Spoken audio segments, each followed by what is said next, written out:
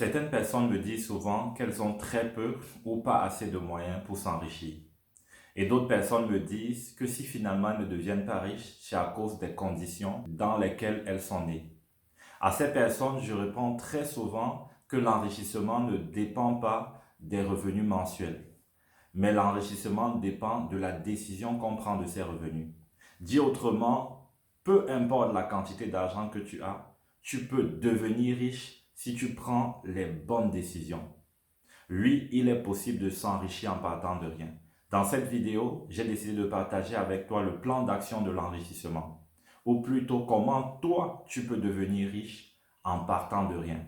Je t'invite donc à rester jusqu'à la fin afin de connaître les différentes étapes de ce plan d'enrichissement qui a transformé la vie de plusieurs personnes qui l'ont suivi.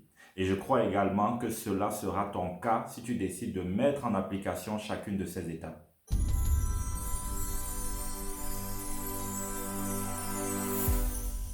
Bonjour, je m'appelle Alain Patrice Galleux, cofondateur et dirigeant de plusieurs entreprises à succès en Europe et en Afrique. À travers cette plateforme, j'ai décidé de partager avec toi les secrets et les principes que j'ai mis en application et qui m'ont permis de connaître le succès en affaires. Parce que je suis convaincu qu'en affaires, il n'y a pas de loterie, il n'y a que des principes à appliquer et que si toi également tu les suis, tu connaîtras la réussite en affaires et tu apporteras de la valeur aux autres. Je t'invite à faire deux choses. La première des choses, c'est de t'abonner et de cliquer sur la cloche de notification pour ne rien rater des différentes vidéos qui seront publiées. Et la deuxième des choses, c'est de recevoir gratuitement un extrait de mon livre Trouver le bon associé en cliquant sur le lien dans la barre de notification. Comment déclencher le cycle de l'enrichissement dans sa vie? Ou comment devenir riche en partant de rien? C'est possible. Et cela se fait en 4 points. Le premier point, c'est de croire. Il faut croire que c'est possible que votre condition change. Il faut croire que c'est possible que vous deveniez riche. C'est la base de toute chose. Pourquoi? Parce que c'est ce qui va permettre de déclencher l'enrichissement. C'est ce qui va vous pousser à prendre les décisions qu'il faut pour vous enrichir. Si vous êtes dans une attitude de fatalité, il est compliqué que vous sortiez de votre situation. On raconte souvent l'histoire d'un petit éléphant qui avait été attaché sur un poteau et qui, quand il était plus jeune, a essayé de se déplacer mais n'y parvenait pas. Et donc, avec le temps, il a grandi, il est devenu beaucoup plus fort et il a la capacité de se déplacer et de dégager le poteau. Mais parce que quand il était plus jeune, il a essayé de le faire sans succès, plus grand malgré sa capacité, il n'a même plus essayé de s'échapper. Pourquoi? Parce qu'il avait arrêté de croire que c'était possible. Peut-être par le passé, vous avez fait des tentatives. Vous avez essayé plusieurs choses. Finalement, ces choses n'ont pas abouti, n'ont pas marché comme vous l'attendiez. Et vous vous êtes dit, bon, c'est possible. J'accepte ma condition et je comprends qu'il y a certaines personnes qui sont appelées à être riches et il y a d'autres comme moi qui sont appelés à être pauvres. Laissez-moi vous dire que comme l'éléphant, vous, à travers les principes que je vais vous donner, c'est une lumière qui viendra vous éclairer et qui a la capacité de changer complètement le cours de votre vie. À travers ces différentes étapes, vous recevrez la capacité de prendre les bonnes décisions qui conduisent au succès. Alors, comme l'éléphant, vous devez commencer par sortir d'une mentalité de fatalité. Vous devez croire que c'est possible. Croire qu'à partir des éléments qui seront évoqués, si vous les suivez, vous connaîtrez le succès. Parce que ça ne sert à rien de recevoir ces éléments et ne pas croire. Ça ne sert à rien de faire les choses de manière nonchalante. Il faut le faire en vous y impliquant totalement, en donnant le meilleur de vous, en déclenchant ce processus d'enrichissement. La foi, cette foi-là, cette croyance-là, vient également de la vision que vous avez. La vision que vous avez de votre vie. Comment est-ce que vous voyez à moyen long terme, dans 5, 10 ans, 15 ans? Est-ce que vous vous voyez comme cette personne vivant dans la précarité ou vous voyez cette personne qui vit dans l'abondance et qui apporte de la valeur aux autres, qui aide ceux qui sont dans le besoin? Décidez de changer votre vision. Décidez de laisser cette vision vous imprégner et choisissez de croire que c'est possible. Peu importe ce que vous avez fait par le passé, je vous dis aujourd'hui, c'est possible. Le deuxième point, c'est de provoquer la crise. Généralement, quand je parle de ce point à des personnes, ils me disent, oh, comment est-ce que nous, on veut devenir riche et tu nous demandes de provoquer la crise? La crise, c'est une situation très difficile qui vous met dans l'inconfort. Provoquer la crise signifie faire des sacrifices. Ça signifie épargner gros. Ça veut dire quoi? Ça veut dire que si vous avez 1000 euros et que 1000 euros suffisent à peine pour couvrir vos charges, vous décidez néanmoins d'épargner gros de ces 1000 euros et d'être dans une situation où le revenu après épargne que vous avez ne permet même plus de couvrir ces charges. C'est cela une situation de crise, une situation de difficulté extrême. Votre situation est précaire, elle peut encore l'être plus. Et pour cela, vous devez provoquer cette situation. Vous devez considérer que les revenus que vous avez ne sont finalement pas les revenus que vous percevez de votre employeur, mais sont le revenu que vous percevez de votre employeur moins une épargne conséquente. J'encourage généralement les personnes que je conseille à épargner au moins 20%. Vous devez certes mettre de l'argent que vous avez pour toute forme de libéralité, de dons et d'aide, mais ça c'est la première des choses. La seconde des choses, vous devez mettre l'argent pour l'épargne. Vous devez mettre de l'épargne, vous devez mettre l'argent de côté comme épargne afin de provoquer une situation d'inconfort. Et donc quelqu'un qui a 1000 euros mettra 200 euros de côté et décidera de vivre par exemple avec 800 euros. Si pour cette personne, 800 euros permet largement de couvrir ses charges, ça veut dire que là, il ne provoque pas la crise. Si il a besoin de 500 euros pour vivre par mois et pour avoir une enveloppe pour toute forme de libéralité, alors il doit mettre de côté plus 600 euros. Il doit mettre de côté 600 euros de manière à ce que les 400 euros ne suffisent plus à faire ce qu'il est supposé faire par mois. C'est cela provoquer la crise et c'est la base de l'enrichissement personnel. Pourquoi ce point? En fait, ça vient d'un constat simple, ça vient du constat selon lequel 90% ou 90% pour les Belges des riches en Afrique étaient tous pauvres. 90% de ces riches n'ont pas fait d'école, étaient dans des situations précaires et n'avaient pas une situation confortable. Et finalement, cette classe-là, en Afrique, qui se trouve dans une situation confortable, n'ose pas se lever pour entreprendre, n'ose pas agir, finalement parce que ces personnes réussissent à couvrir leurs charges. Mais lorsque vous ne pouvez plus du tout couvrir votre charge, vous avez deux possibilités.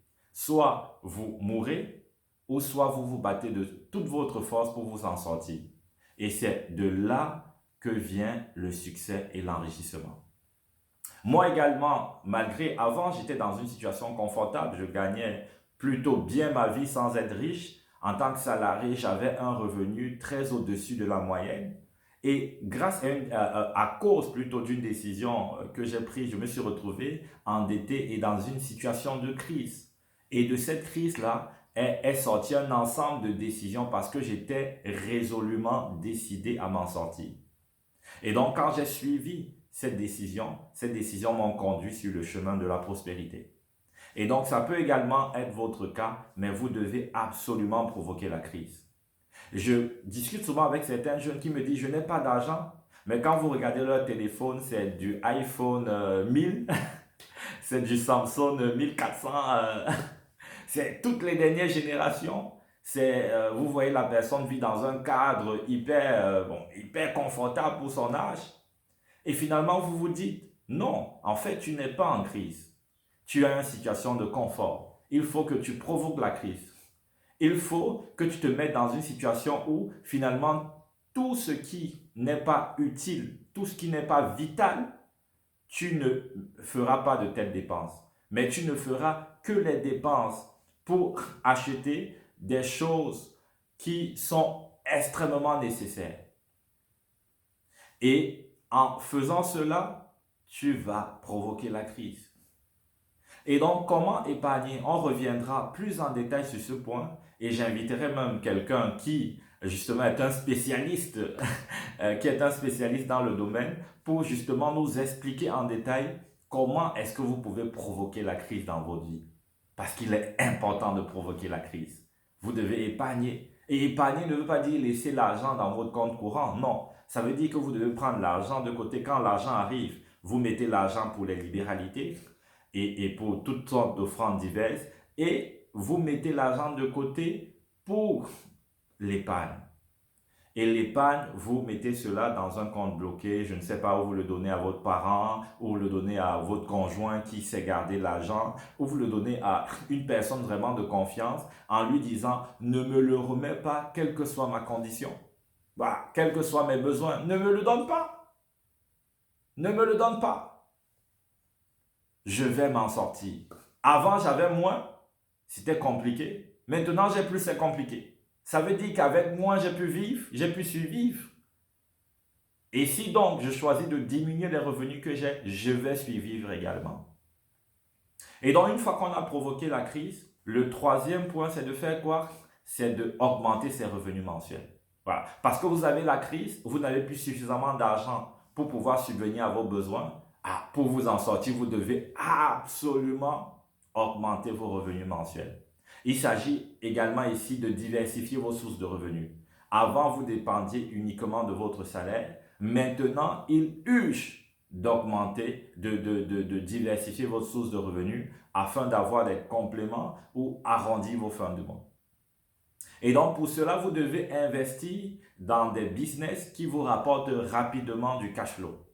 Et donc, il y a plusieurs business qui permettent de le faire. Moi, ce que j'ai fait à l'époque, c'est que j'avais fait ce qu'on appelle être apporteur d'affaires. Puisque je connaissais plus ou moins le domaine du conseil.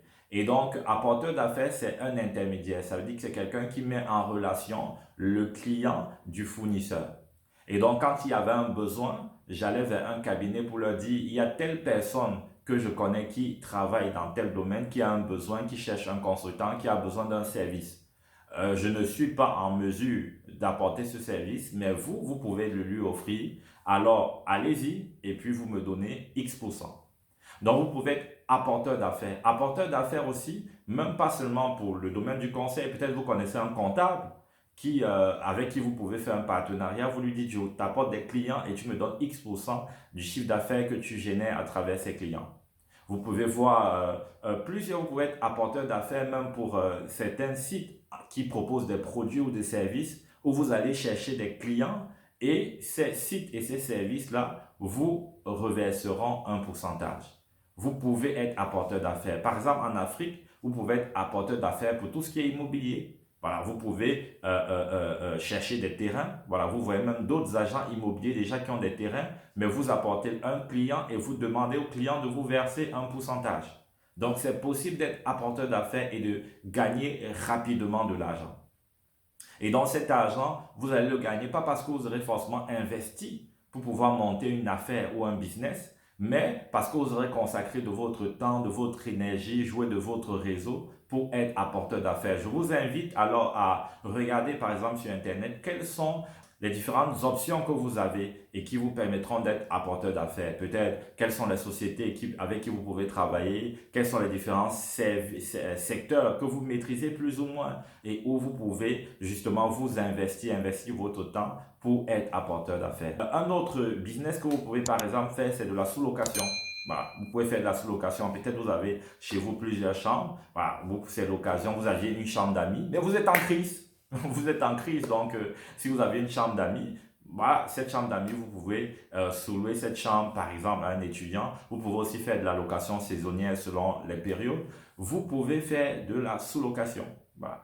Vous pouvez également proposer des services. Vous proposez des services et des services dans votre domaine de compétences. Ça veut dire quoi? Ça veut dire que si, par exemple, vous êtes salarié comptable, vous pouvez décider de proposer vos services de comptabilité à d'autres personnes, par exemple à des entrepreneurs individuels qui ont besoin de comptables, à des sociétés de petite taille qui ont besoin de comptables. Vous pouvez proposer vos services, vous êtes fiscaliste, vous pouvez faire pareil. Vous êtes par exemple informaticien, vous pouvez faire pareil. Vous êtes dans l'électricité, vous pouvez faire pareil. Vous êtes même dans le secteur médical, vous pouvez faire pareil. Vous pouvez décider de proposer vos services. Et vous proposez vos services ou déjà autour de vous, dans votre réseau que vous maîtrisez. Voilà, vous faites des petites cartes de visite que vous distribuez ou des petits flyers que vous distribuez. Vous pouvez également proposer vos services en ligne, à travers, il y a différents sites qui vous offrent la possibilité de proposer vos services. Il y a par exemple le site 5euros.com où vous pouvez avoir par exemple des compétences, une maîtrise de l'outil de Microsoft Office. Et à ce moment, vous pouvez proposer ce service. Vous savez rédiger une belle présentation PowerPoint. Proposez vos services par exemple sur 5euros.com où plusieurs professionnels dans le domaine proposent ces services. Je me rappelle, il y a quelqu'un justement qui suit nos vidéos et qui m'a contacté, qui a aussi contacté un membre de mon équipe pour dire, bon, en suivant la vidéo de vous devez absolument investir ou pourquoi est-ce qu'il est nécessaire et indispensable pour vous d'investir, elle a décidé de se lancer et elle a commencé à se poser la question, quelles sont ses compétences? Et elle s'est rendue compte qu'elle a une très bonne maîtrise d'Excel, de PowerPoint et de Word. Et à ce moment, elle se disait, mais ça ne sert à rien. Mais ce qu'elle oublie souvent, c'est que nos compétences peuvent être classées sur une barre de 1 à 10. Voilà, sur une barre de 1 à 10, on peut noter votre compétence. Imaginons, par exemple, vous avez une compétence et cette compétence se situe à 7. Pour celui qui a 8, vous n'avez aucune valeur. Mais en revanche, pour tous ceux qui sont en bas, vous avez de la valeur. Et donc, ne méprisez pas la compétence que vous avez. Ne méprisez pas aussi le talent que vous avez. Peut-être vous avez un talent manuel, vous êtes débrouillard et vous vous dites ça ne sert à rien. Non, il y a des gens qui ont besoin de vous. Il y a des gens qui peuvent faire appel à vous. Mais vous devez pouvoir aller au contact de ces personnes. Et vous devez mettre toute une stratégie en place pour pouvoir aller au contact de ces personnes à travers votre réseau et en ligne. Regardez tous les sites seconde main par exemple. C'est des sites où des personnes viennent proposer des services. Allez et proposez des services. Déjà, vous êtes en crise. Pour ne pas mourir, vous devez absolument augmenter vos revenus. Et je précise également que sur ce point, nous allons revenir en détail pour vous permettre justement de pouvoir mettre en place un business rapide qui génère un complément de revenus mensuel. Le troisième point, c'est se former. Le troisième point, c'est se former. Vous devez absolument vous former. Le business dont je parle peut demain devenir une entreprise florissante qui vous permet de connaître la richesse. Mais à ce stade-là, ce n'est pas le but. Le but, c'est que vous puissiez sortir de la crise. Le but, c'est que vous puissiez augmenter vos revenus. Et donc, le troisième point, c'est se former. C'est se former parce qu'à travers la formation, vous allez vous préparer à prendre des décisions, prendre des options entrepreneuriales qui vont vous conduire ou qui vont vous introduire dans l'abondance financière. Et donc, vous devez vous former déjà à travers le business que vous avez lancé. Ce n'est pas anodin que j'ai mis cela en point 2 plutôt qu'en point 3 parce que à travers ce business, c'est un excellent moyen de formation. Vous allez apprendre à gérer les clients parce que vous aurez des clients qui vont vous solliciter. Vous allez apprendre à gérer des délais. Imaginez par exemple, comme business rapide, vous proposez des services de cuisine, vous décidez de cuisiner pour des personnes. Là, vous aurez à gérer des délais. Si vous avez dit 20 heures, ça doit être 20 heures. Vous allez pouvoir travailler votre côté organisationnel parce que derrière, si vous devez acheter des produits pour pouvoir cuisiner, voilà, il y a vraiment toute cette chaîne d'approvisionnement là qu'il faut maîtriser. Et donc, ça va vous aider à développer des attitudes d'un entrepreneur. Et cela est capital. Ça va vous permettre aussi de sortir de votre zone de confort, de sortir de votre timidité apparente que certaines personnes ont pour aller dehors chercher des clients. Ça va vous permettre de devenir des commerciaux sans le vouloir. Vous ne serez pas le commercial le plus abouti, le plus excellent. Ce n'est pas le but, mais vous aurez la capacité de vendre votre service. Et ça, c'est un point très, très, très important. Vous formez. Vous formez également à travers les diverses formations en ligne. Vous pouvez vous inscrire pour vous former, pour vous préparer à l'enrichissement. Vous pouvez également vous former à travers les différentes vidéos que nous allons publier et à travers aussi les différents, nous allons organiser plusieurs webinaires, donc vous pouvez, et plusieurs formations physiques. Vous pouvez également vous former à travers ces formations, vous pouvez vous former à travers la lecture. Vous devez vous documenter, vous devez lire l'histoire de ceux qui ont réussi, lire pourquoi ils ont réussi. Vous devez lire dans des domaines, des secteurs qui vous parlent, qui vous passionnent. Vous devez vraiment commencer à vous préparer. Donc, c'est important, la formation, investir sur soi. Le quatrième point, c'est donc de rechercher, une idée d'entreprise et vous lancer. Voilà. Vous recherchez donc une idée d'entreprise et vous vous lancez. Déjà, le business va vous permettre de mettre un premier pas dans l'entrepreneuriat sans vraiment prendre de gros risques parce que vous n'aurez pas investi un capital important. Mais ce business-là que vous avez lancé rapidement vous permettra déjà de démystifier ce que c'est que l'entrepreneuriat. Parce qu'il y a beaucoup de personnes qui ont l'impression que c'est trop compliqué, c'est difficile, c'est pas possible, c'est pour les autres, c'est pas pour moi, j'ai pas la fibre. Non, en faisant le business que vous allez mettre en place rapidement, vous allez vous rendre compte que finalement, ce n'est que ça. Mais vous allez le faire dans un autre secteur avec une dimension beaucoup plus importante. Et c'est à ce moment-là, si vous prenez la bonne décision, si vous faites le bon choix d'entreprise, le bon choix de secteur, vous allez certainement connaître la réussite en affaires. Bien évidemment, une fois que vous aurez choisi le secteur que vous aurez lancé, il y a des principes que vous devez mettre en application, il y a des choses que vous devez faire pour ne pas complètement dérailler et la formation va vous permettre de gagner en temps, va vous permettre d'éviter un certain nombre d'erreurs. Voilà pour les 4 points que j'avais à vous donner, qui est le cycle de l'enrichissement. On aurait pu détailler plus encore, on aurait pu rajouter un 5e point que j'avais prévu de mettre, mais finalement je ne mettrai pas, mais que j'aborderai à travers les différentes vidéos qui seront partagées. Donc je vous dis, aujourd'hui, c'est possible d'être riche. Votre condition n'est pas une excuse pour rester dans la pauvreté. Vous pouvez, vous également, vous enrichir. Si vous avez aimé cette vidéo, je vous invite à laisser un commentaire et je vous invite, s'il y a des points que vous estimez être plus importants, qui auraient dû figurer dans la vidéo, n'hésitez pas à le mentionner en commentaire. Je vous invite également à partager cette vidéo parce qu'il y a beaucoup de personnes comme vous qui vivent dans la précarité, dans votre réseau, dans votre famille, au sein de vos amis. Ne les laissez pas dans cette situation. C'est possible que leurs conditions changent. Alors, partagez massivement cette vidéo parce que nous voulons, à travers cette plateforme, que des milliers d'entrepreneurs se lèvent avec des valeurs, avec de l'éthique et puissent posséder l'économie. Et donc, on y arrivera tous ensemble. À bientôt pour la prochaine vidéo.